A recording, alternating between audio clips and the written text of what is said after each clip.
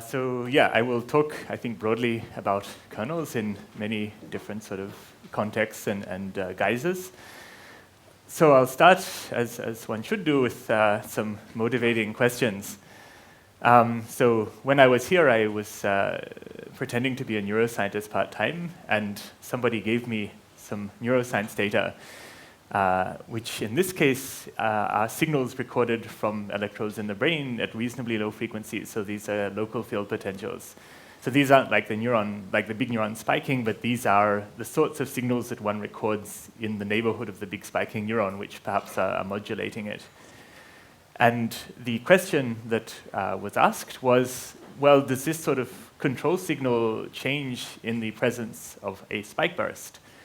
So here are my signals, and I'm going to tell you that in this one there was a spike burst, and in this one not. So these are, I think, 100 dimensions. And visually, at least, I can't see a big difference from these traces here. So let's average, I think now we have 50 of these. And again, I don't really see much in the way of difference. So now I've got this sort of standard deviation as well as the mean trace here. But now that I look at up to 500 of these traces, I can suddenly see that indeed I'm seeing a sort of different shape from the LFPs in the presence of a spike burst to those in the absence of a spike burst. So what I might now ask is, these are some high-dimensional signals. I see lots of examples of these signals when a spike burst happens, a lot when they don't. Can I say with some certainty whether there is indeed a significant difference between these two signals? So it's reasonably high-dimensional, but it's also reasonably easy, it turns out. And I'll show you why. But here is a harder problem that you can also solve. So what I've plotted here are signals from a magnetic fields song album.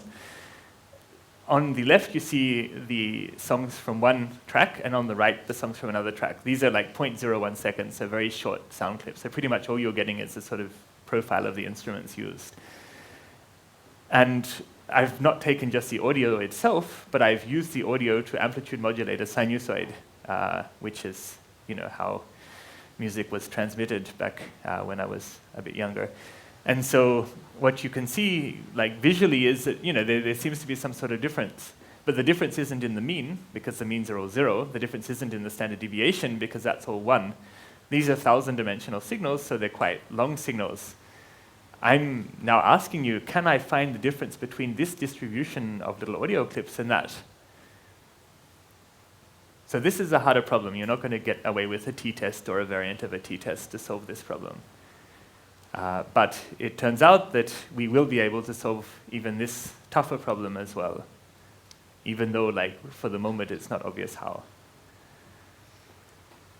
So I will also speak about some interesting contemporary work. So this year in ICML and UAI, a couple of very interesting papers came out about using distances on distributions to train neural networks.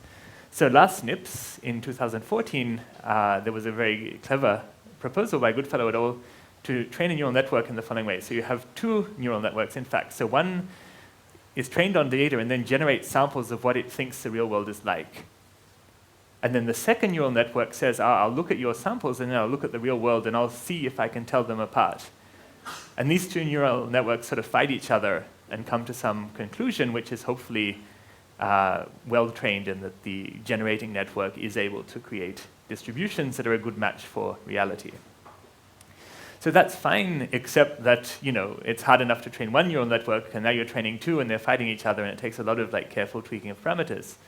So people just said, well, if I've got one neural network generating samples, why don't I just use some measure of distance between the distribution that those samples imply and the samples from real life? And that's what these two papers did. And so they're using some of the measures that I'll introduce in the second lecture to basically calibrate the performance of the generating network and sort of pull its samples towards the distribution that real life gives you. So these are very interesting papers, and I hope and encourage that you'll read them. Okay, so this is talking about comparing distributions. Another domain I'd like to talk about is a discrete domain. So let's say I want to compare two multinomial distributions. And this seems to be pretty easy. Like you draw the histograms, you use your favorite divergence measure on those histograms like KL, and then you say, well, is this difference big enough that it's unlikely to be due to chance? So here are two discrete valued random variables. So this is taken from Canadian Parliament transcripts. So on this side, we see something about Canadian fisheries, and they're complaining that they don't get enough subsidies for their crab fishing. And on this side, they're complaining they're not getting enough subsidies for their farming. So this is farming, this is fishing.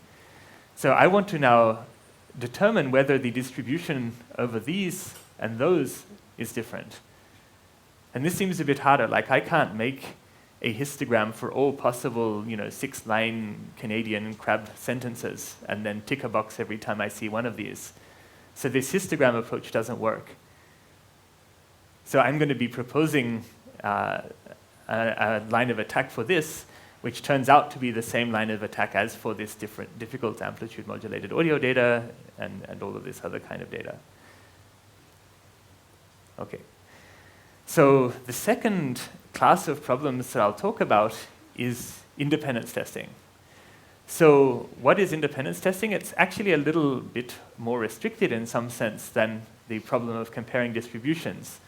So in independence testing, I'm basically asking whether there is some link between x and y. So I've drawn samples from x and y. I'm saying, like, is there some dependence between x and y? And visually, you can see that there is, because knowing where x is will tell you something about where y is. So there is, a dependence here. But now I'm trying to tell whether this dependence is significant. So I'm trying to distinguish this case from this case, which is the product of the marginals. So this is the sense in which this is a slightly more restricted problem than the general problem of comparing distributions, because here I'm not comparing two distributions that can be arbitrarily different. The difference is a little bit more restricted. I'm just trying to say whether these samples are from a distribution which factorizes into the product of its marginals or not. So this is the class that I'm testing. So is that clear? And if not, of course, you should always feel free to interrupt or ask things. Yeah? I'm sorry, I'm completely understanding how can you refer from the picture about dependency and independence. Right, so this is all I get. This is what life gives me. And then my question is this sample likely to come from this, which is a distribution that factorizes into the product of its marginals, or is that very unlikely, in which case it's, I would be more willing to believe this, which is that the distribution has some dependence between x and y. So I'm trying to decide on the basis of these samples whether I can accept or reject that this is true, and if I reject it, then my conclusion would be that there might exist some dependence.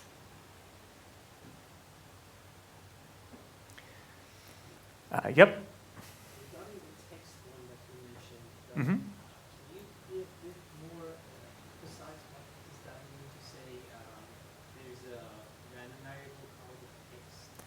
Okay, so in the text example, the question was like, what do I mean when I say a random variable? So what I'm doing is that in my setup, the setting that I'm imagining is that there is two random variables. One is about crabs and one is about farming.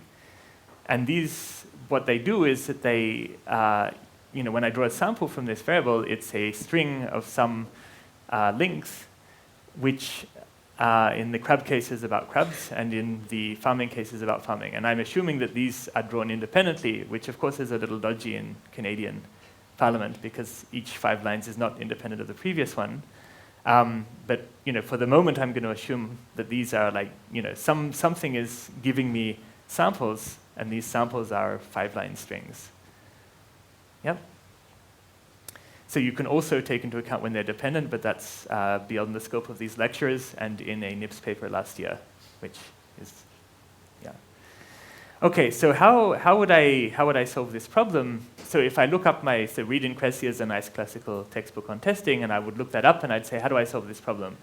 And it would tell me, well, what I should do is to partition my space into bins, and then I should count the number of samples that fall in each bin. So this is the number of samples that fall in each of my bins. And like, light means more samples, dark means fewer samples. And then this is what I would get if I just basically count the number of samples that occur in bin X, irrespective of what happens in bin Y, and then vice versa for bin Y, irrespective of bin X. So I get two histograms, and then I take their product. So that's symmetric. And then basically, like, I use then my favorite divergence measure to say, are these far enough apart that it's unlikely to be due to chance? If so, then I reject the null. And I say that this is unlikely. This independence case is unlikely. Okay, so this is your classical approach. You need to do one more thing, which is that as you see more samples, you should make your bins finer and finer because, maybe these are just dependent on the bottom right corner. If they're dependent on the bottom right corner, I'll never see it if I just use very coarse bins. So I need to make my bins finer as I see more samples. Okay, so that's just a minor point. Now, the problem with this binning approach, as in all of the previous cases, is that even if the dimension is fairly low, like maybe I've got 4 dimensions per variable x and y, I will have so few samples per bin with any reasonable sample size that I won't be able to distinguish dependence from independence. So the message is always like, in high dimensions or when the variables have some I guess pattern that occurs only in higher order statistics, at this moment classical approaches fail and I need to use something a little bit more sophisticated. And so this is what I will be aiming at teaching. Again, I can do my dependence setting for the Canadian Parliament transcripts.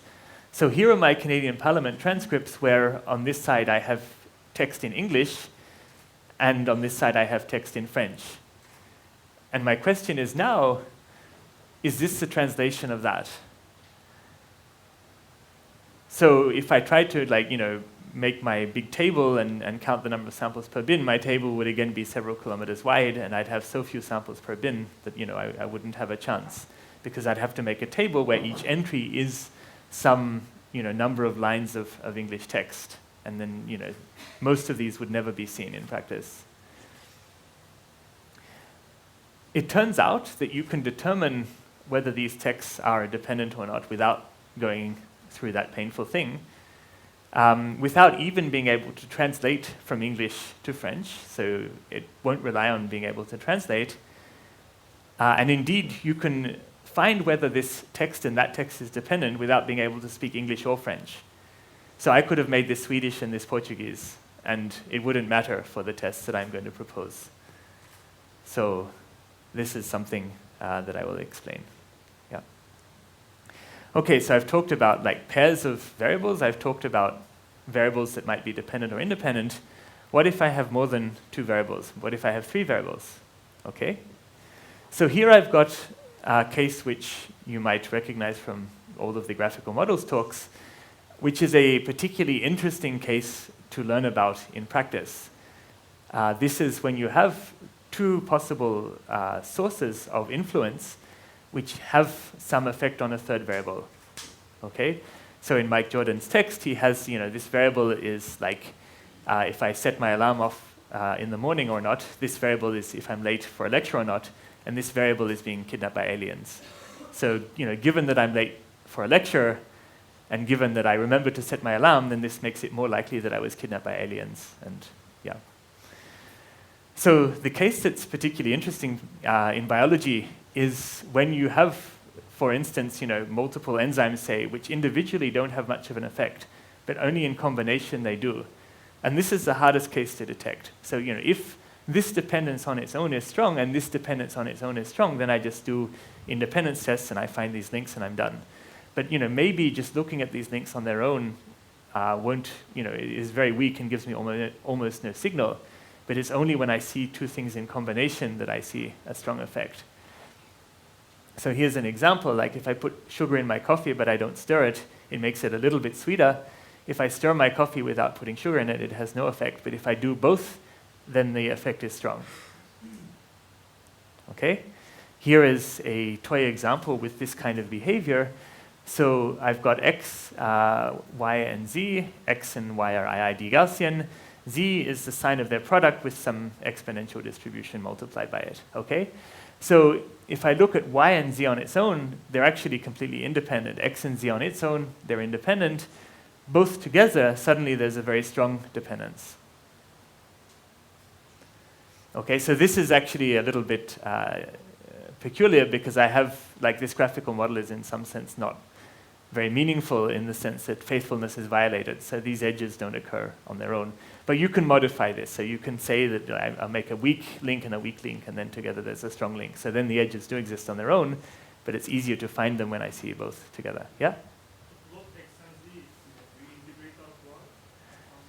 So this is just x and z marginalizing our y. Yeah. Okay, so how do I discover V structures? I think this was covered in an earlier lecture. Like, what I can do is to first of all check that x and y are independent, which I can do. I've got my independence test from a couple of slides ago. And then I say, well, what if I condition on z? Does that create dependence between x and y? Okay, so they're independent, but when I observe z, when I condition on z, they become dependent. Okay? So one way to do this is a conditional independence test. Okay, it basically says, like, do I accept or reject the null hypothesis that x is independent of y given z? All right? Or another way is I could just run a whole bunch of factorization tests and do multiple testing correction, right? So I'd basically say, first of all, can I break off y from z on its own? Can I break off x from z on its own? Can I break off both of these from z? Okay, if I can't do any of these, then these two links must exist. I can't break off any of these variables. And because I've already determined that x and y are independent on their own, the only option left to me is that there should be a V structure.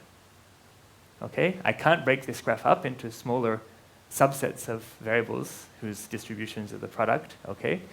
And I know that x and y are independent, therefore I must have a V structure. Okay? Now, where you might already start to worry a little bit is that testing generally becomes harder as the dimension increases. And I've just concatenated pairs of my variables to do an independence test. So the moment that I start doing this, I've made my problem harder. And this might run me into problems. Okay? So let's go back to this example. But now I'm going to make my problem harder by adding junk variables. So I have in the first coordinate of x, y, and z, I have this interesting V structure. And then in all my other dimensions, I've just got random noise. So the more dimensions of random noise I add, the harder the problem is going to get. Okay? And this is what happens. So when I have, here in pink, I've got my conditional independence test. Here in black, I've got my, 3 independence tests that I run one after another and then correct for multiple testing.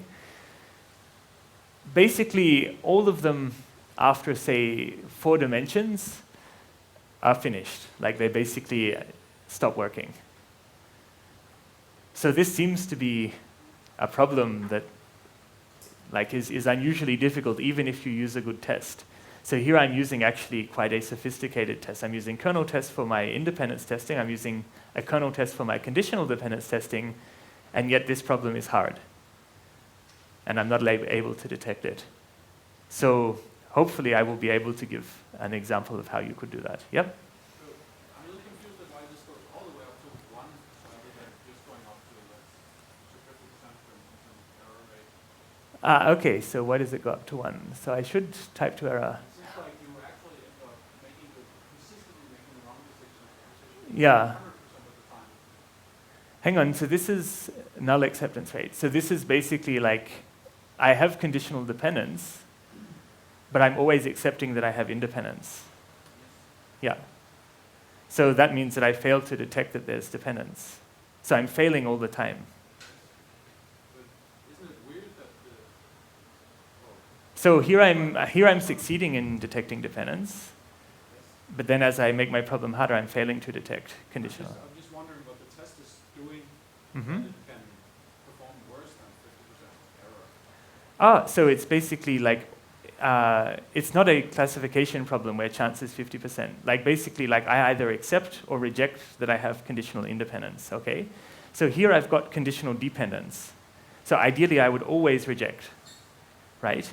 But if I never find anything that's not a 50% error. That's that's a 100% error in the sense that I'm always saying there's no dependence, there's no dependence, there's no dependence.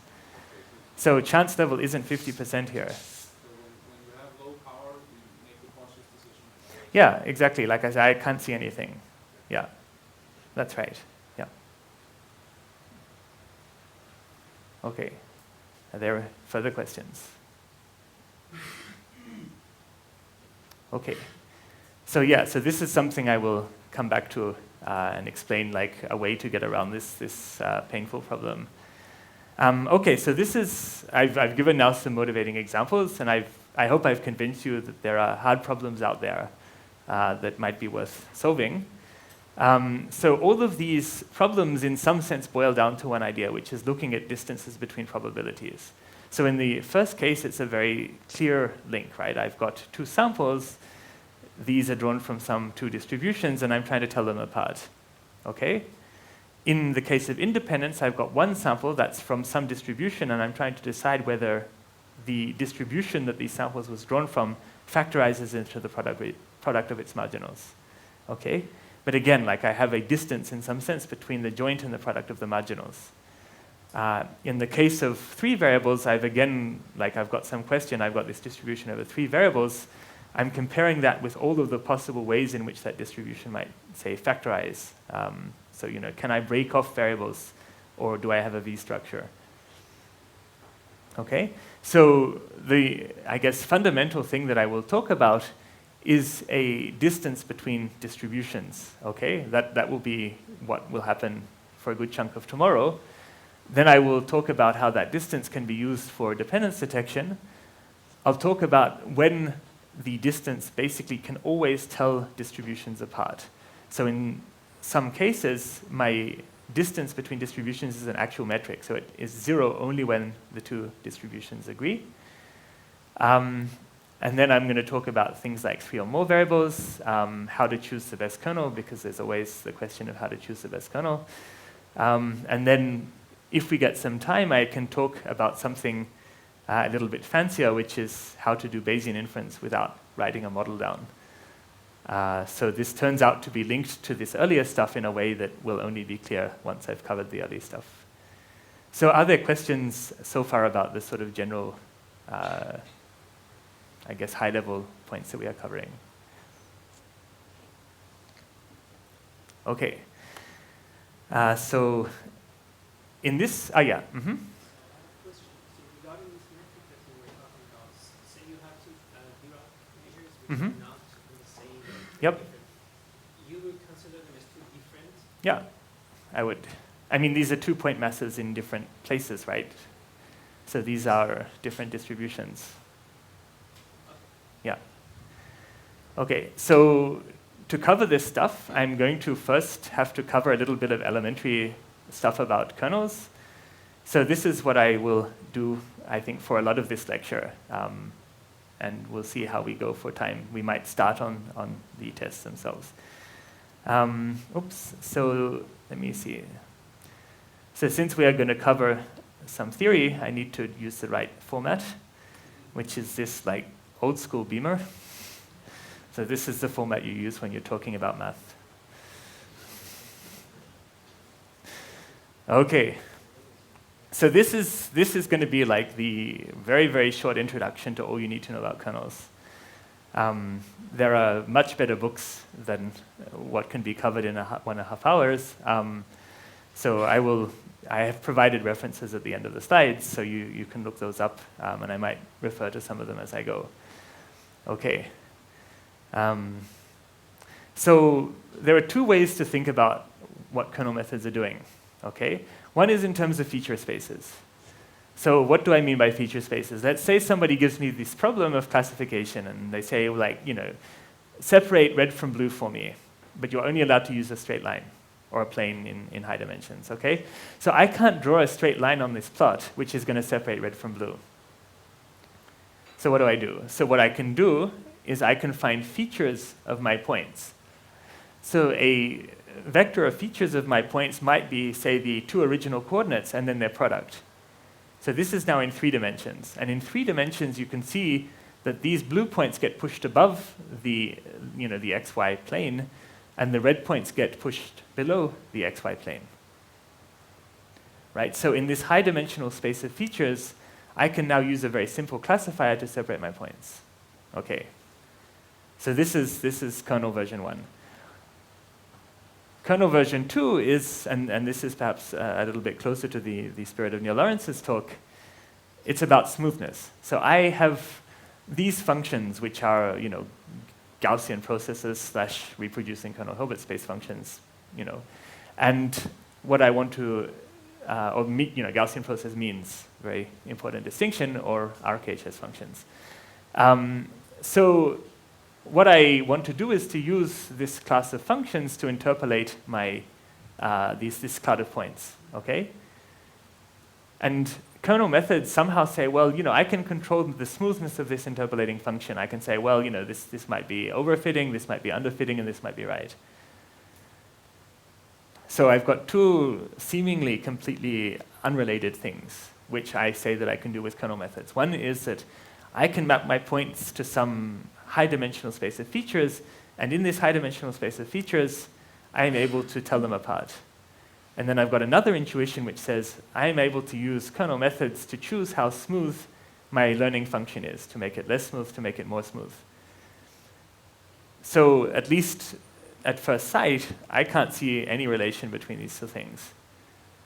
So I'm going to perhaps bring these two ideas together and show that they are, in fact, at least for reproducing kernel Hilbert spaces, very, very interrelated. Okay, so I have the phrase reproducing kernel Hilbert space, so I'm going to go through each of those in order. So first of all, in 2 slides, I'll talk about what a Hilbert space is. Then I'm going to talk about what kernels are, so I'm going to give a bunch of examples of this. And then finally, in perhaps the largest volume of the slides, I'm going to talk about what this whole reproducing property means. Okay, so reproducing kernel Hilbert space. Okay, so I think everyone here knows what an inner product space is, okay? So an inner product space is just a space with a dot product on it. So, dot product between 2 vectors is the sum of the products of their entries, that sort of thing. And it has some basic properties, that if you take the dot product of G with a weighted sum of 2 other vectors, then this is the weighted sum of the dot products. It's symmetric. Dot product of F and G is dot product of G and F. If it's complex numbers, it's conjugate symmetric, so you need to take the conjugate. And this property is quite important. It's always greater than or equal to 0 if you dot product something with itself, and it's equal to 0 only when the vector itself is 0. So these are all the properties you should care about with a dot product. And this property makes sense because the length of your vector is the square root of the dot product of that vector with itself, right? So this better be greater than or equal to 0, and it better be 0 only when the vector has length 0, which is the 0 vector. Okay, so Hilbert space is that plus a technicality.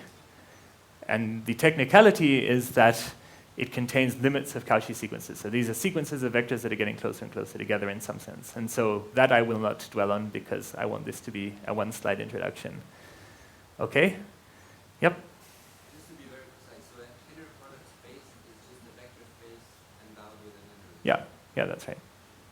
And then Hilbert space is a Hilbert space which contains the limits of its Cauchy sequences. Yeah. But that last piece of fine print we won't worry about too much in this lecture. Okay.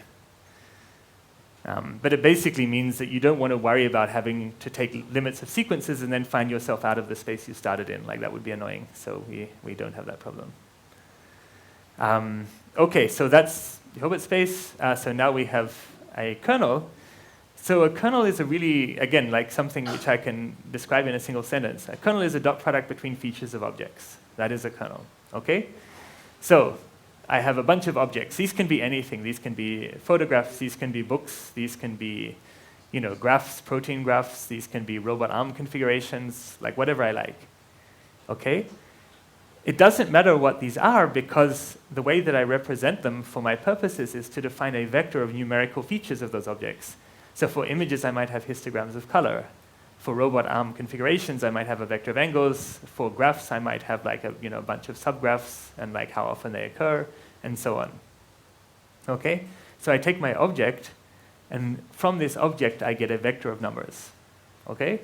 And the kernel is the dot product between those numbers. So, object A, object B, I take the dot product of those features, and that is a kernel.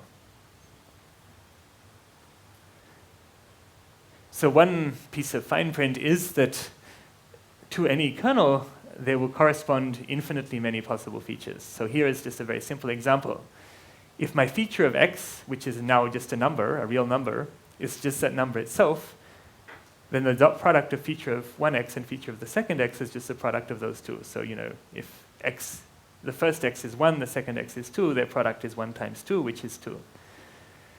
But I can define a higher dimensional vector of features, which is just this original number divided by square root of 2, individual number divided by square root of 2. And the dot product between these two-dimensional features is the same as the dot product between these one-dimensional features. So this is kind of a trivial case, but the purpose of me bringing this case up is that always there will be infinitely many possible feature spaces. So then you might think, well, that's hopeless. Like, if there's infinitely many, then like, what do I know? What it actually means in practice is that you can choose the one that's most useful to you. So in this case, I would stick with that one because this one just complicates things to no purpose. And later on, we'll see some more sort of interesting choices of features that are interpretable. Okay, so how do I take simple kernels and make more complicated kernels? Well, one way I can do that is just to take the sum. So sum of two kernels is still a kernel. So why is that? Well, you could make a very complicated argument using concatenations of features and waste a lot of pages, or you could use a property that I'm going to show you in a few slides, and that will be an easy proof. But the harder proof can be instructive, just so you understand what the feature space is for a sum of kernels, which is a bit harder than you might think just by looking at this slide. Okay, a difference of kernels might not be a kernel, so can anyone tell me why? Yeah? Right, so a difference in kernels might violate this thing here, right? A kernel is a dot product between features. A dot product of a feature of x and the feature of the same x has to always be greater than or equal to 0. Now, what if I took a difference in kernels? And what if the kernel at the receiving end of the minus sign was bigger than the first, right? So then the difference in these kernels would be a negative number, okay? So if I have k1, I can write it down. So I have, k1 x and itself, very important, because it's the dot product of the feature and itself, minus k2 of x and itself, right? So that's the feature 1 of x inner producted with feature 1 of x minus dot product feature 2 x inner producted of feature 2 of x. Okay? So this has to be greater than or equal to 0. And this thing here has to be greater than or equal to 0. But if this number here is bigger than that number here, then the difference will be less than 0. And then I've broken my third rule there. Yep? Okay. So sums of kernels is always okay. Differences of kernels might not be. You have to be a little careful. Okay. This is kind of a sort of slightly boring statement, which is that if I take an object and then I distort that object in some way, and then I take a kernel between the distortions, that's still a kernel. So let's say that I have my x, and then I square it. So this is this operation A, and then I take the dot product between the squared x's. This is still a dot product of features of x, so it's still a kernel. But this might be useful, like if I take the dot product between functions of some variable, that's a valid kernel. Okay, So this one's a little bit more interesting. A product of kernels is a kernel. And this one's, I think, interesting because it tells you, in constructing the proof of this, you can understand a little bit about the feature space that you get when you take a product of two kernels. Okay, so let's say that I have objects which are shapes which have some color. Okay, so the shapes I'm allowed to use are squares and triangles, and the colors that I'm allowed to use are red and blue. Okay, and I have, let's say I've got an object X. My first feature is an indicator vector where this indicates square and this indicates triangle. So if my X is a square, then I will be 1, 0. Okay, and the dot product between these features will be 1 if the shapes agree and 0 if they don't. Okay, so this is my dot product. Now, my second feature is an indicator vector of the colors. Okay, so here I've got blue. That means I put a 1 there. And the dot product between two color indicators says, do the colors agree or disagree? Yeah? Okay. So now let's take the product of the kernels that these features induce and show that this is still a valid kernel. Okay? So what is a natural feature space for shapes with color? So one might be this thing here, which is basically, do I have a red square? Do I have a red triangle? Do I have a blue square? Do I have a blue triangle? Okay? So that covers all the cases that might occur. And this is the outer product of the features of color and the features of shape. Okay? So this is my feature space. So I've arranged it in a square for a reason. Okay?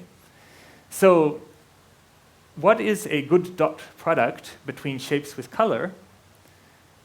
Well, I can just say, well, let's take these features here and sum over all possible combinations of colors and shapes. Okay? So this thing here will be 1 only if x and x prime agree both in their shape and in their color. Okay? Because, basically like, is that true? Yeah, that's true. Yeah, because these are colors plus shapes. So these things have to agree both in shape and in color to be 1, otherwise it's 0. So this thing here I can equivalently write as the trace of this matrix for x transposed times this matrix for x prime, okay? So this is this matrix, this matrix here transposed. So I've got x1 and then I've got phi1 of x, phi2 of x transpose. So I've transposed this matrix. And then I've put the matrix for x prime here. So this is a standard matrix dot product. Dot product between matrices A and B is a trace of A transpose B. So completely standard dot product for this matrix. Okay? And what I've shown here is that amounts to basically taking the sum of the products of all these features. Okay? So what I notice here, this thing here is the standard dot product between the features, the color features of x and the color features of x prime, which is the kernel between the color features. So I take that out. And then what I'm left with is the standard dot product between the shape features of x and the shape features of x prime. So what I've shown is this kernel between colored shapes is the product of the kernels of the colors and the kernels of the shapes. So in other words, what I've shown is that this product kernel is an AND kernel. It says, do the colors agree and the shapes agree? If so, then I am 1.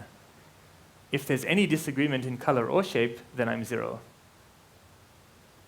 So this construction is how you do the proof in the general case, but I showed it just for these simple vectors to make it clear what's going on. So there are questions about why a product of a kernel is a kernel. Or is that clear? Yeah? Is it always the product has this AND type? Yeah, so this construction is very true, but maybe in some cases the features are complicated, like maybe they're a vector of sinusoids. So then like this AND thing is a bit less intuitive, but and it's a little more complicated. But sinusoids form an orthonormal basis, so it's kind of also similar. So yeah. Yep. By this feature, can we think about finding a similarity between two completely different type of things? I mean, I think you have the text that you mentioned. So when you pronounce them and you record the audio signal, and Okay. find a similarity between. So the problem with a kernel is that it's symmetric, right? And if you have a kernel between text and an image, and then you flip the order of the arguments, then suddenly like the image feature is being given a piece of text and the text feature is given an image. So you have to define a kernel between, like think of a vector dot product. Okay, I've got A transpose B. And A and B both have to be vectors in the same space. If A has length 20 and B has length 2, I can't take the dot product. So if my features of text were 2 and my features of, so both symmetry and the fact that it's a dot product will tell you that it doesn't make sense to have, so this is what's particularly interesting about the text example earlier. Like, I don't need a measure of similarity between English and French text to tell that one is a translation of another. And that should surprise you, and it surprised me. But we'll see actually that does really make sense. Yep? So what if we're now feeding some other colors? I think it won't be a kernel anymore, right? For example, it has like red and blue, and sometimes I feed something green.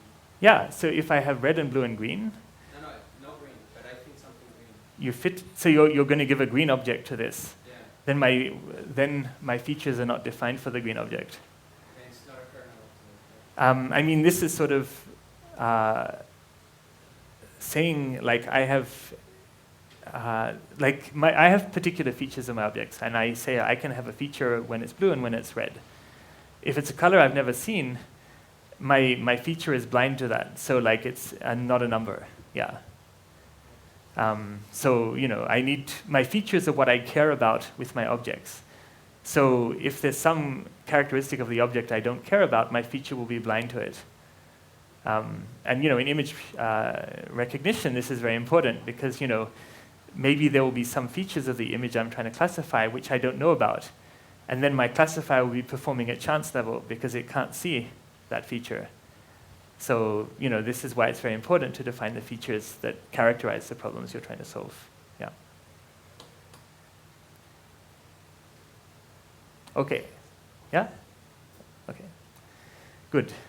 So I've said that non-negative sums of kernels are kernels. I've said that products of kernels are kernels. So how do I combine sums and products? Well, I can do it with a polynomial. So this thing here is a kernel because it's a sum of products of kernels. As long as my C isn't negative, because the moment my C is negative, I can run into problems, as we saw. Yep. So this is I think, a very simple construction, which already gives you quite a sophisticated kernel, because it's like kernels of polynomial features of my variables. That's pretty nice. Okay. So every kernel that we've seen so far has been the dot product of finitely many features. So now we're going to take things up a notch and think about infinitely many features. So let's see what kind of trouble we get into when we do that, okay? So first of all, if I'm going to talk about infinitely many features, I need to think about whether these features actually keep growing bigger and bigger, or whether they are, in some sense, well-behaved. So I'm going to use this notation here. This like L2 notation on this norm of this sequence, which is, can be infinitely long, indicates that the sum of the squared entries of that sequence is still less than infinity. So that means that the entries of this sequence are not climbing without bound. They are somehow shrinking, and they're shrinking fast enough that if I take the sum of the squared entries, I'm still less than infinity. Okay? So you can see why this might be useful when I've got infinitely long vectors of features, because if these features just keep growing and growing and growing, and I take their dot product, my dot product might just be infinity, which is a bit boring. Okay? So now, here are my vectors of features. Now these might be infinitely long. I might have infinitely many features. So, you can think of like the sinusoids of increasing frequency, sine of x, sine of 2 times x, sine of 3 times x, and on and on and on. Okay? The sine example is quite bad because it doesn't have that property. So I'm going to have to shrink my sines as well.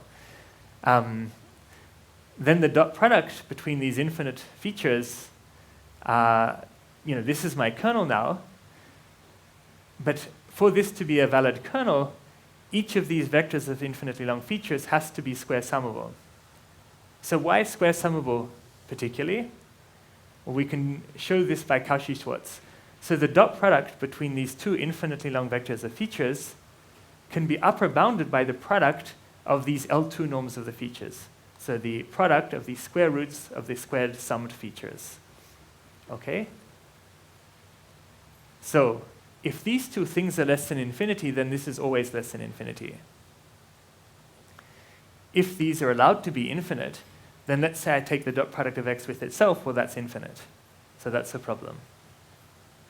I'm not allowed to do that. Okay? This always has to be finite. This condition here ensures that it is. Yeah? Sorry, on the next slide, the left side is also norm? Exactly. So this side here is exactly this norm I've defined here. It's the sum of the squared features with a square root. This thing here, right. So this thing here is the dot product of features of x and x prime.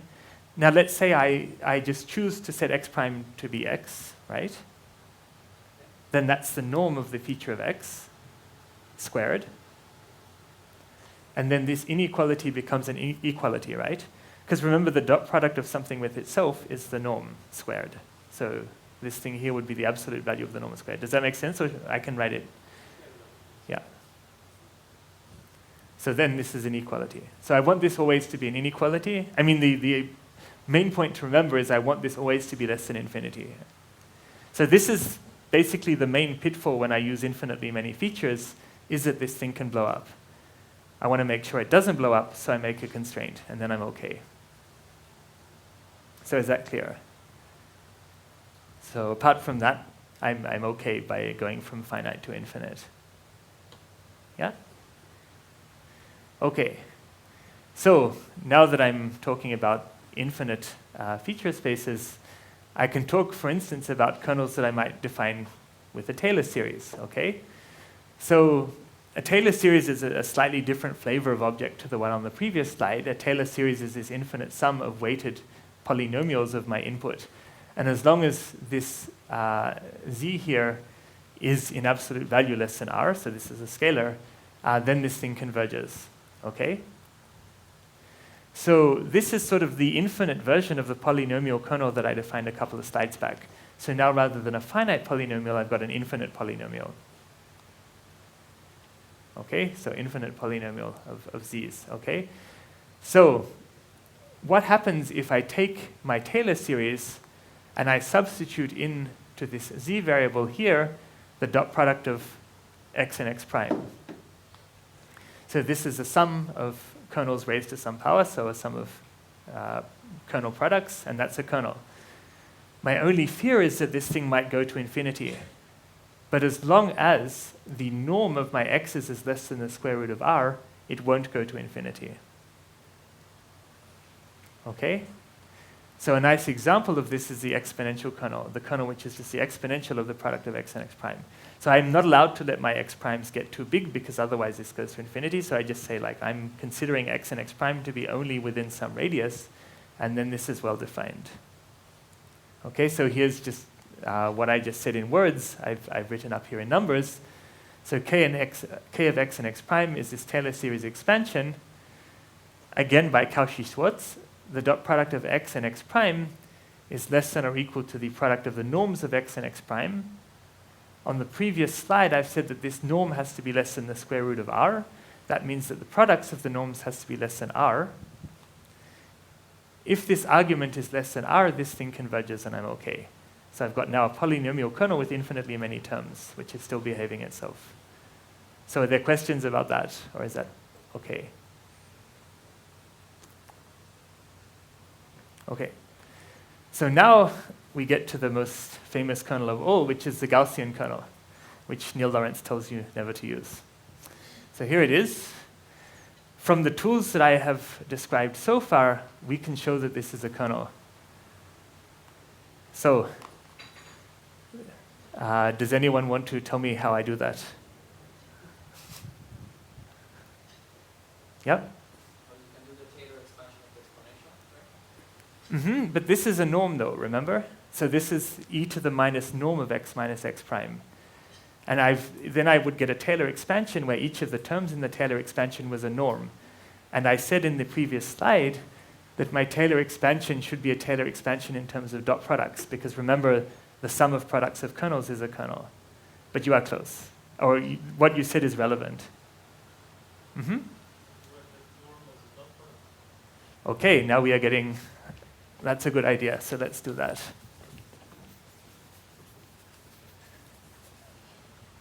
So we're going to write the norm as the dot product, okay? So I've got exp, and I'm going to forget about the normalization because I don't want to bother writing it.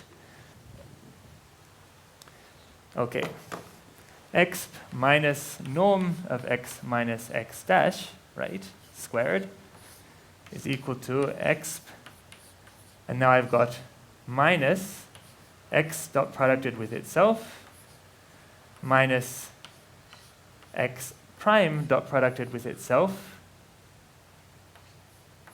plus 2 times the dot product of x and x prime. Okay? So now what do I do? Hang on, let me erase that so I have space to do it. Yeah? Exponential of the sums. Exponential of the sums is the multiplication of the numbers. Okay, that is good. So now I've got this is equal to exp. I hope this is readable. Tell me if it's not. Minus x and itself. Exp minus, that's a minus sign, x prime and itself. And then I've got exp, and now I've got the dot product of x and x prime with a 2 here. Okay? So the good news is that this is already a kernel, because we saw that just before. So what's left?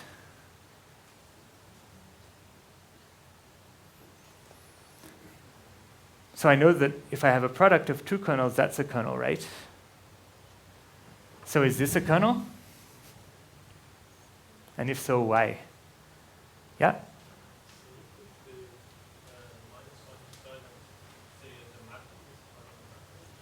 Oh, you have to be louder, sorry. Can you push the minus sign inside and say that the x is kind of transformed into a different, so you get just the dot product of this? Yeah, so this is, actually this should be an x prime. So this is, in a sense, this is a feature of x, right? So this is like, this, I just take an x, and then I do some nonlinear, I take the dot product of it with itself, fine, that's a mapping of x. I take the minus sign, that's still a mapping of x. I take the exponent, that's still a mapping of x. So this is just some long and complicated feature of x. And then this thing here is a long and complicated feature of x prime. And then I just take the product of those 2 features. Well, that's a kernel. And so then I have this, which is a kernel, and this, which is a kernel. I take the product of those 2 kernels, that's a kernel, and I'm done. So is that clear? Are there questions about this procedure?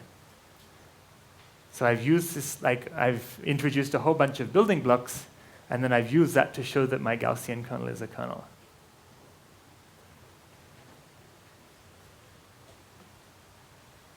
Yep, okay.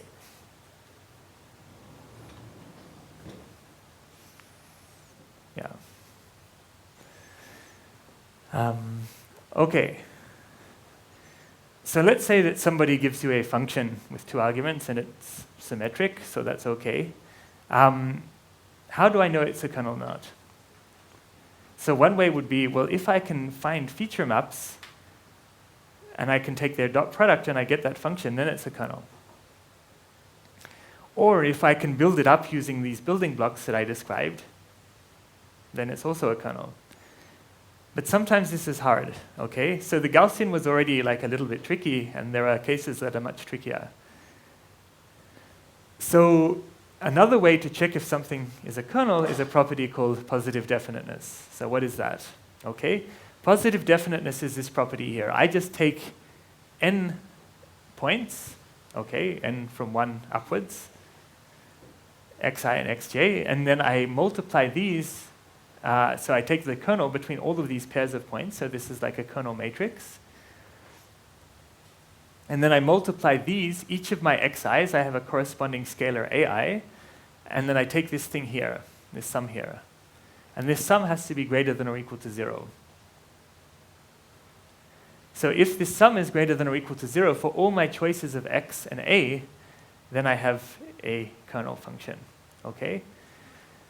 So this is positive definiteness. And if it's strictly positive definite, I have an even stronger constraint that this is 0 only when all of these AIs are 0. Okay. So I'm going to show you, first of all, that if I have a kernel, then the expression here has to always be greater than or equal to 0. So basically, like I'm saying that if I start with a kernel, then it has to be positive definite. Okay?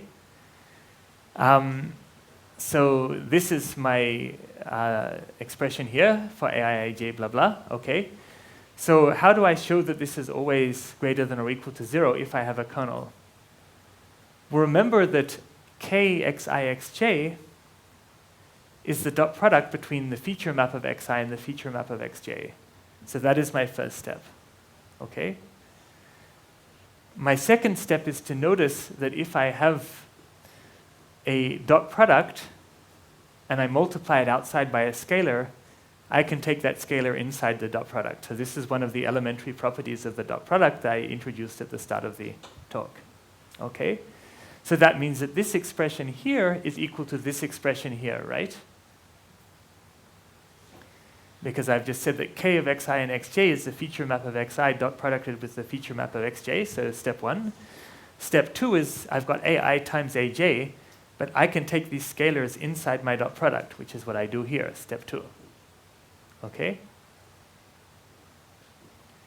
And also by linearity of the dot product, I can take these sums inside the dot product. So what I get here is the sum over I of ai phi xi, sum in dot producted with sum over j of aj phi xj. Okay? This is the dot product of something with itself, which is the norm.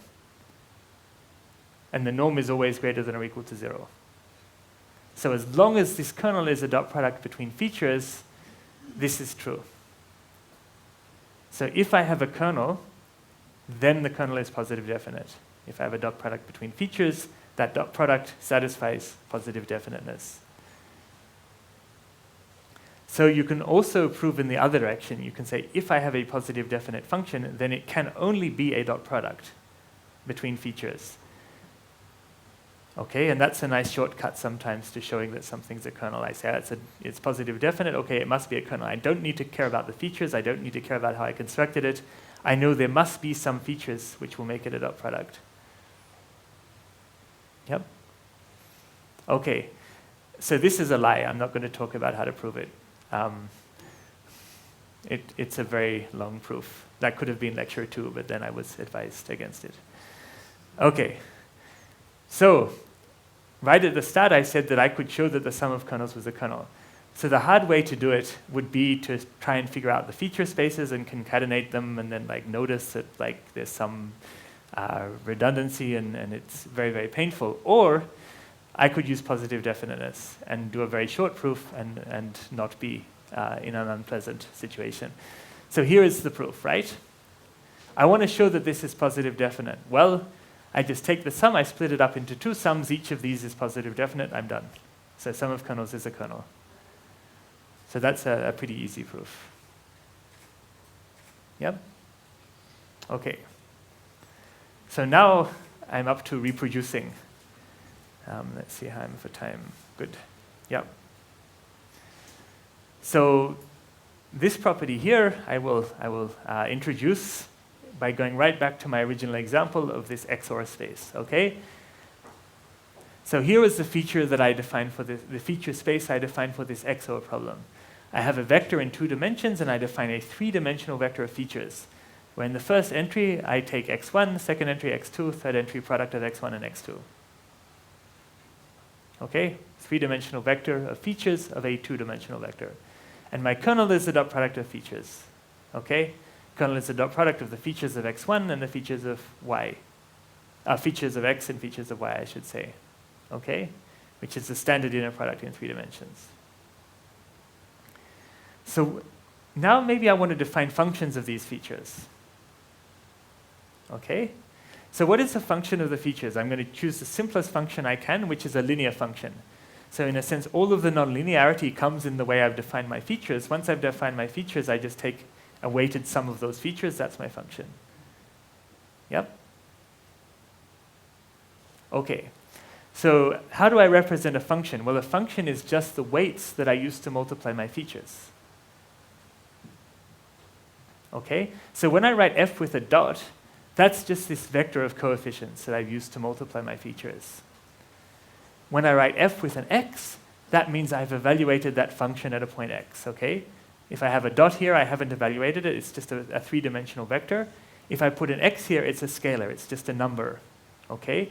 And that number is the weighted sum of the features of that particular x. So is that distinction clear? Yeah? Okay. So f dot is the 3-dimensional vector. Fx is a scalar. It's a real number, which is the function evaluated at the features of some point. Okay? Or I can write it as a dot product. So f of x is the dot product of these 3 numbers with the features of x. Okay?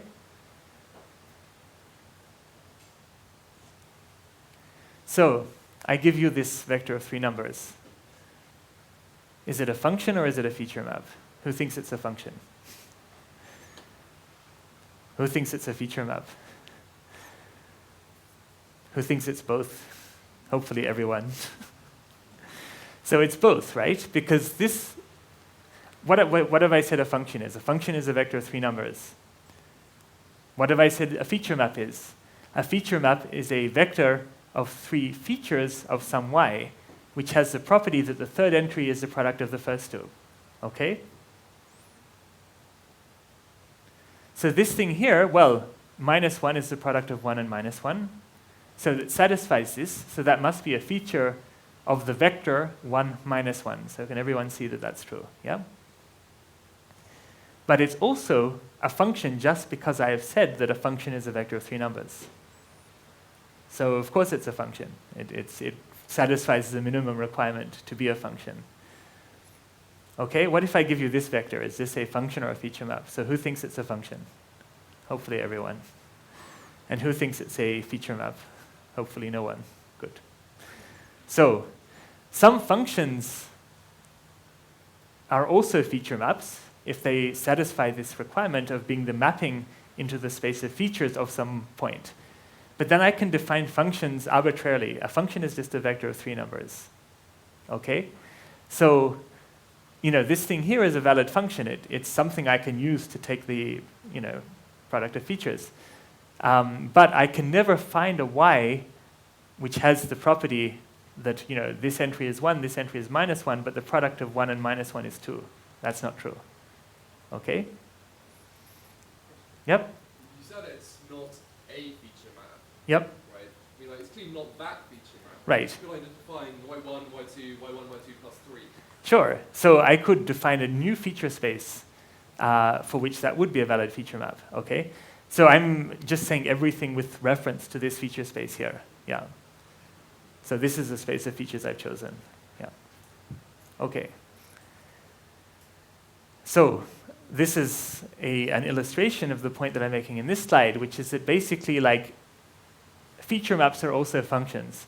So I'm going to denote them in a sort of function-y form, which is this form here. So I could equally write it like k subscript y dot or something like that. Okay? But what I mean by this notation here, the dot indicates that I'm thinking of it as a function, and the y here just tells me what function it is, which is the function that defines its 3 entries using the entries of that y. Okay? So this seems at least a slightly pathological way to write it, right? Because like maybe a nicer and friendlier way to write it would be to write just like this, right? I could write f subscript y and a dot, right? Because that would indicate I've got some function, but the function was defined in terms of the entries of some y. Whereas this way here, like I'm writing it with these 2 arguments with a dot, and it's like a little bit harder to pass. Okay? Yep? So what would be the value to plug in an Right, so here it is, right? So here, I've evaluated this function at x, okay? So I've put in my features of x, but this number here is defined from my y. Right? And the reason I think this is so hard to pass is that this is symmetric, because I could equally well have written this, right? So which is my function and which is my feature here? So this is ambiguous, and it's actually supposed to be ambiguous, because basically, like, here one should make no distinction between what happens on which side of this dot product, okay?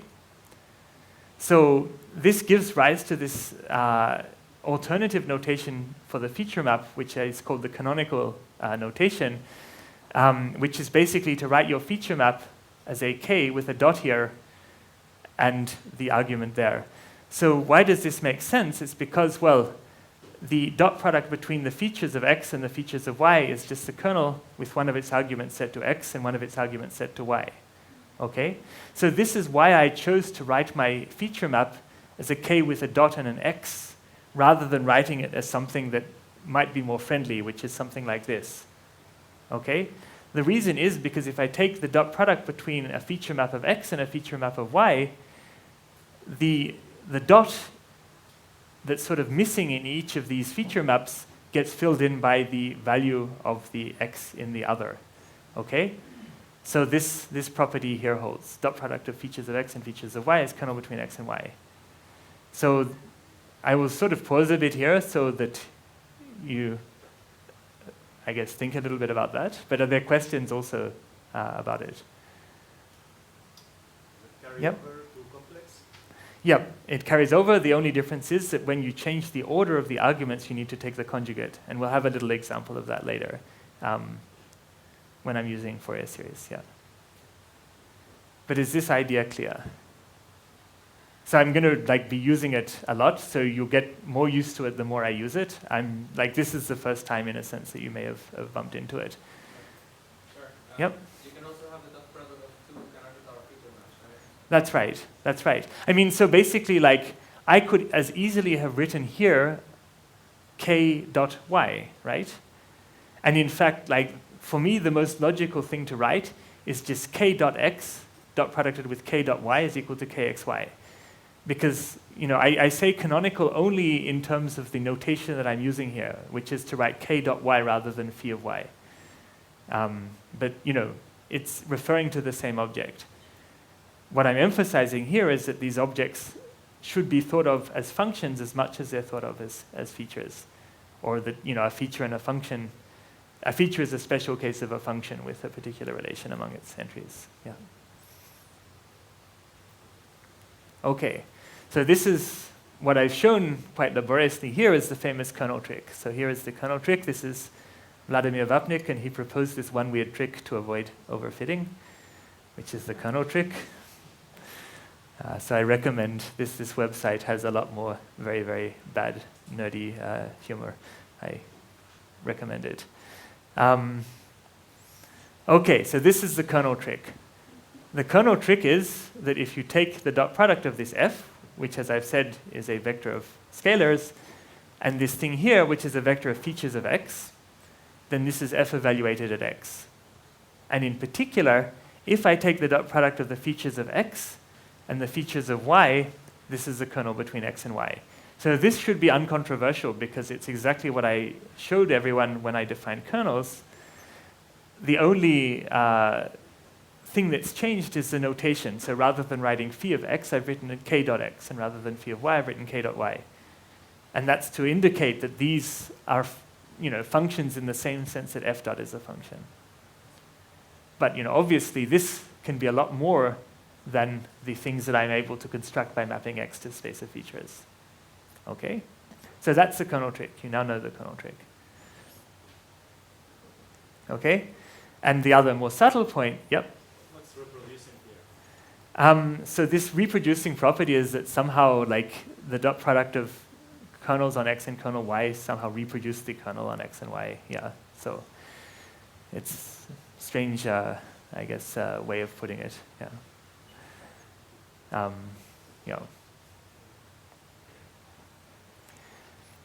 Okay, and this is the subtle point that the features of x is smaller than the space of functions on x, as we've seen. So like this example here, where 1, 1, minus 1 can't be written in that particular feature space. Yeah. Okay, so that's reproducing kernel Hilbert spaces. So now, as always, things get more fun when you make things infinitely long. So let's have a look now explicitly at our friend the Gaussian kernel and see what its feature space looked like. So last time I constructed a Gaussian kernel, I made it up by building blocks. Like I said, well, products of kernels are kernels, a kernel is a dot product between features, and so on. But actually, it turns out I can write a feature space out for this Gaussian kernel explicitly. Okay? So in particular, so here is a function in my reproducing kernel Hilbert space, which I've constructed in a rather simple way. I've just said it's a sum of the dot products of features of xi and features of x, where xi has some points that I've chosen. So xi are the centers of these red kernels on this axis, right? Now I could equally, using the linear property of the inner product, write this as the dot product of the features of x and the sum of weighted features of the xi's, where the weights are the alpha. So can everyone see why this is true, right? So kernel is a dot product of xi and x. I can take this sum of weights inside the dot product and I can get this. So this thing here is in some sense my f dot, right? It's the weighted sum of features of xi, and then I take that dot product with the features of x. Yeah? And this gives me this shape here, okay? So let's see now what these features look like when I'm using a Gaussian kernel, okay? So first of all, this vector of features is now infinitely long. And what's interesting when we see these features is that it will tell you something about the relation between feature space and smoothness. So right at the start, I said there was some relation between feature space and smoothness. If we look at the features of the Gaussian kernel, we're going to start actually learning what that might be. Okay, so here is my Gaussian kernel. I'm going to expand that as a dot product of features of x, which are a combination of some smooth functions and some decaying lambda. Why does the lambda have to decay? Remember, if I have infinitely long feature vector, the sum of the squared entries of this infinitely long vector has to be less than infinity. Otherwise, my kernel might be infinite. Yep? What's the effect of m here? M was the number of points we chose. Ah, right. So this is, at this point, so exactly. So this is, I'm taking a sum of m terms. Now I'm just looking at a single term, so a single kernel in this sum. And I'm saying I've got two arguments of that kernel. The kernel is the dot product between features. Now I've got infinitely many features. So I'm going to have a look at what those are. Does that make sense? Yeah, and how would it affect like picking one less, picking one more? So let me show you what these vectors look like, and then we will combine them into a function. Yeah. Okay. So my space of functions is basically the space of linear combinations of these features. Okay. So remember before, when I had a function with only 3 numbers in it, this sum would only go up to 3. So I'd have the sum of 3 features multiplied by 3 scalars, which correspond to my function. Now my f has infinitely many entries, but it's still a sum. Okay? It's a weighted sum of infinitely many features of x. Okay, but same idea as before, just with an infinity where the 3 used to be. Okay, so this is just a single function of these features. Okay, so now what do these features look like? So the first feature just looks like this. It just has a single wave. Okay. The second feature has 2 bumps. The third feature has like a sort of bump and then a flat bit and then a bump. And then the fourth feature has like even more bumps. Okay. Now what do the lambdas look like? Now remember that the sum of the squared features has to be less than infinity. So these lambdas have to decay, and in fact they do. Okay? Yep? Where are these come from? So these features are the eigenfunctions of this kernel when you use a Gaussian reference measure. So the important thing to come out of this is that these features are not unique. I could get a different set of features if I used a different reference measure. but this sum would still be true. And for uniform measure, what will be the eigenfunctions? For the uniform measure, you're in a little bit of trouble because you're then integrating over something that is not summing to 1, so to speak. So I'm using, the reason I use a probability measure to get these eigenfunctions is because I want to have something like bounded that I'm integrating over. If I integrate over the Lebesgue measure and my domain is R, then it's unbounded. What if it's restricted? If I restricted it, then I would have also eigenfunctions. I haven't tried to plot them. Yeah. But you would still get eigenfunctions then. Yes, then Yeah. Actually, I will show them to you. Okay. I will show you something very close to them for the bounded domain. Ha, I remember I had that in there. Good. You said what is an eigenfunction? Yeah, so the eigenfunctions of the... Actually, let me write that down because I think it's informative. Okay. So my Eigen Equation that I'm using to get my eigenvalues here is the following. I'll write it down here. So I've got basically like EI x, and then I've got lambda I times this is equal to, now I've got my integral of my kernel, which is my Gaussian kernel, x prime, right? And then I've got EI x prime, and then I've got dp of x prime.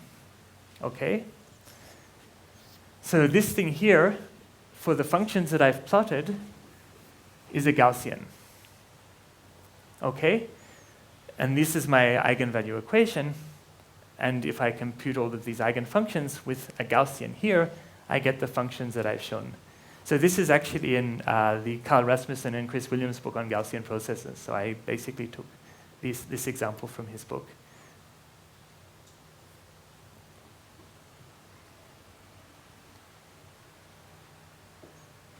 Yeah. So, if I do this Eigen Equation, then I can expand my kernel in terms of the eigenvectors, or eigenfunctions in this case, and eigenvalues. And then this gives me my vector of features, because the dot product of these features of x and features of x prime is the kernel between x and x prime.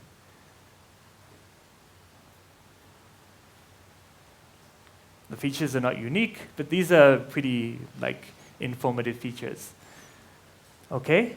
So when I use this feature expansion, I now understand why it is, in some sense, that I'm expecting to get smooth functions in terms of a feature interpretation. Okay? So let's walk through this. So here is my function, okay? And I've said it's smooth. And obviously it's smooth. It's a sum of Gaussians. It's got to be smooth. But it doesn't tell me why it's smooth in terms of features. So now let's write this thing here. I'm replacing my kernel in terms of this sum of features. Okay? Now, in a sense, I'm doing what I did a couple of slides ago. I'm taking this, I should have actually used the notation from a couple of slides back, but I didn't. This thing here I can write as a sum of features of x, where these fj's are the weighted sums of the features of xi. Does that make sense? So maybe I should write that down to make it a little clearer. Okay?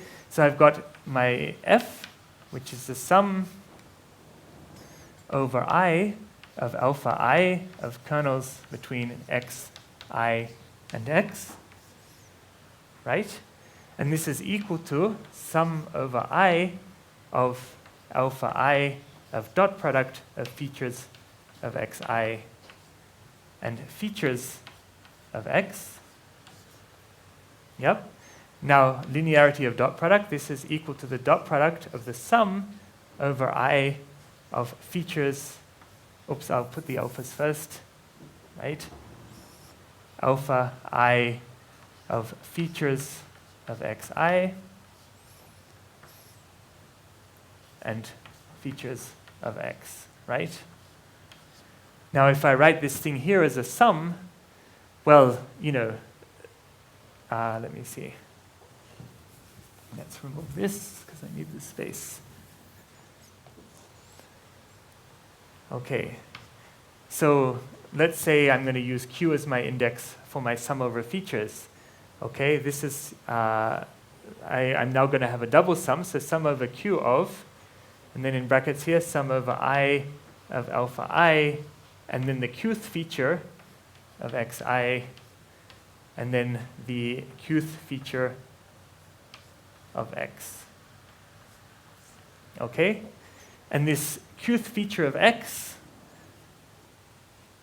is just lambda q times e square root of lambda q, eq of x. So does that reasoning all make sense? Yeah? Yeah, so this is this inner product here. I'm writing it as an infinite sum now. So like, q equals 1 to infinity. So this is my way of, I'm writing my dot product as an infinite sum of products of features. Oh yeah, sorry, that's a product. This is multiplied. Yeah, quite right. Yep. So basically, like, from this interpretation, you can see that your function at x is a weighted sum of features of x, right? Now, I've said that these fj's, the sum of the squared fj's, has to be bounded. So these have to get smaller and smaller for less and less smooth features. Okay? And likewise, these lambdas decay. So these also get smaller and smaller for less smooth features. So I'm basically taking a sum of features where the less smooth the features get, the smaller the weight they get, which is a smooth function.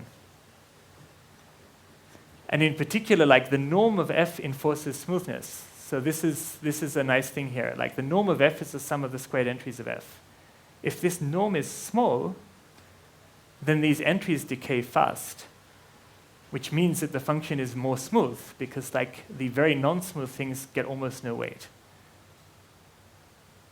Yeah? So are these ideas clear or are there questions about them? So my function is a sum of Gaussians. I can expand these in terms of dot products of features, and then I can express this sum as a weighted sum of features. So this is just like some simple algebra. I go from this side to this side. But when I write it in this form, I notice that as my features get less and less smooth, these weights get smaller and smaller, which means that I'm getting a smooth function out. And if the sum of the squared f's is small, so if the norm of f is small, then these f's decay very fast and this function is very smooth. If the sum of the squared f's is big, then I'm still allowed to keep some pretty big entries here, and so my function is allowed to be less smooth. So does that make sense, or are there questions? Okay, I hope that makes sense. So maybe, let's see. I've got a couple of minutes. So what I might do just briefly is to talk about a second representation, which, because I wanted to answer the question that I got earlier, which is what happens when you use a uniform measure rather than a Gaussian measure, but you're on a compact domain. Okay? So here I'm on the torus, which is in this case, a simple one-dimensional thing, which is the interval minus pi pi with a periodic boundary. So when I hit pi, I go right back down to minus pi again. Okay?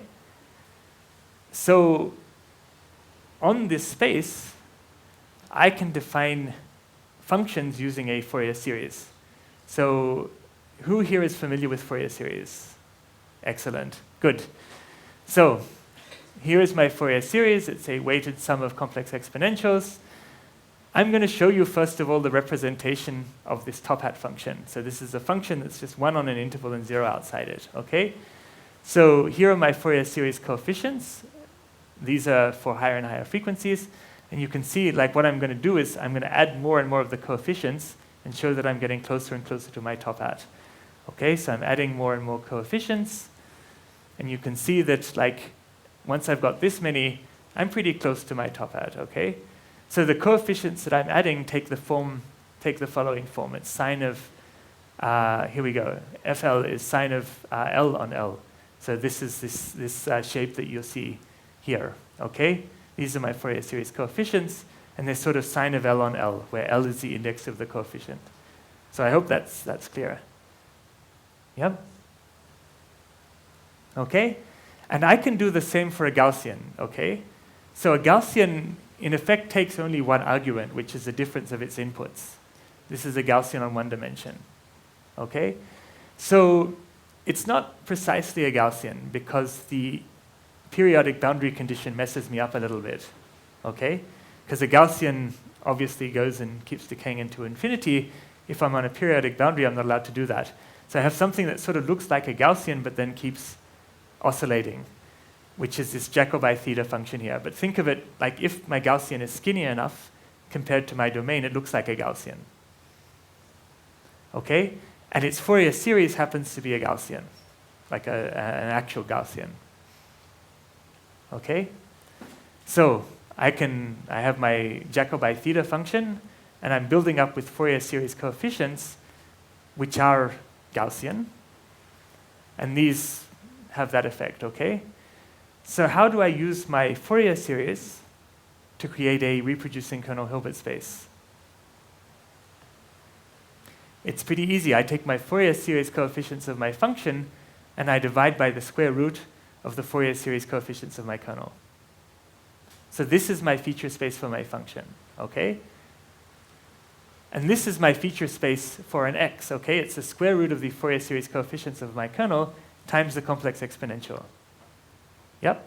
So Fourier series, you have these frequencies that you change and make it into elements of the basis. I don't understand what would be the parameter that you're playing here with Gaussians that makes your... So the Gaussian comes in via the Fourier series coefficients of that Gaussian, right?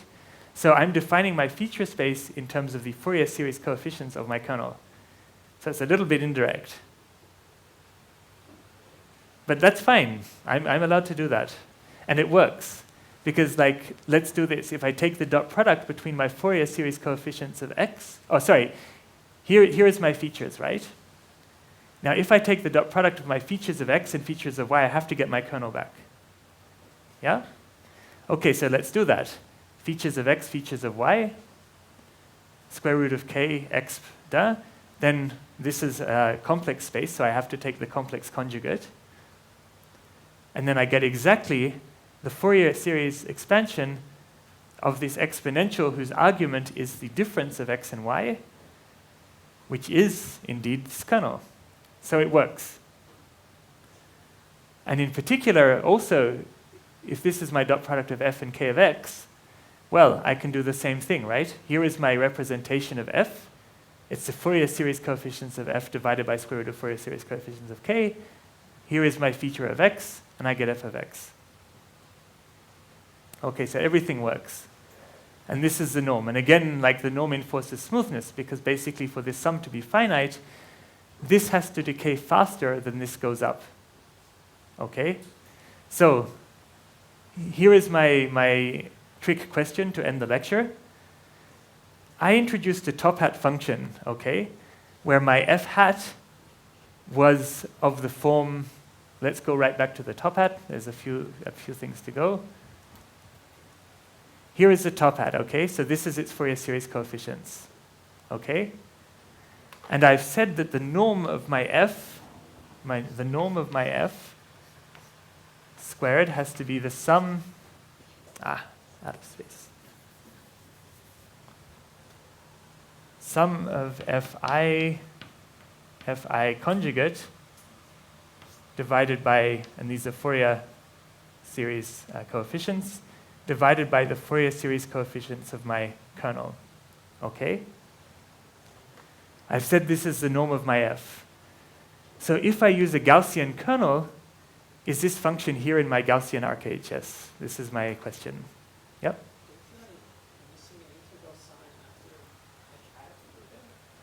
This is a sum of features, right? It's a Fourier series, so there's only sums, not integrals.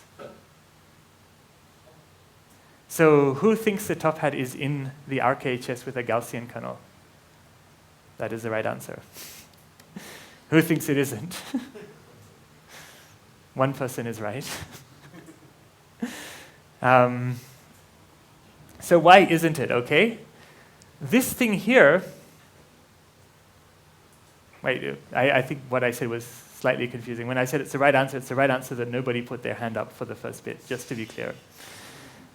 Yeah. So basically this thing here, this product of FIs, what are these doing? Well, these are decaying as 1 on L, right? But the kernel here in the denominator, for a Gaussian kernel, the Fourier transform is Gaussian, right? So this is the inverse of this Gaussian is increasing exponentially, right? So the top is decaying polynomially, the bottom is increasing exponentially. This whole thing is infinite. So that's no good. The norm is infinite. So that's not in the RKHS. It's not smooth enough to be in the RKHS. This has to decay fast enough that it goes down faster than this increases. Okay? So this enforces smoothness. The smaller this is, the smoother my functions are. Okay, so that, oh, you have a question. So I guess, or maybe there's some missing link or whatever, I guess another solution is by using this kernel, we can solve the problem that we said at the beginning with the signal. Right, exactly. So this regression, you can basically like make this norm, like basically force it to be small. That means my functions are smooth. So when you do kernel ridge regression, right, kernel ridge regression. When you do kernel, forget all this stuff, ignore it. Yeah, here we go. When you do kernel ridge regression, you have this term, right? Now, if I make lambda very big, that means I force this to be very small, right? Lambda very big, I'm forcing my norm to be small, I get a smooth function. So it's exactly what you're saying. By forcing the RKHS norm to be small, I force my function to be smooth. If I allow this norm to be large, so if I make my lambda small, then my function can be wiggly. All of these graphs have exactly the same kernel. I'm just forcing the norm either to be small or allowing it to be large. Okay, so thank you.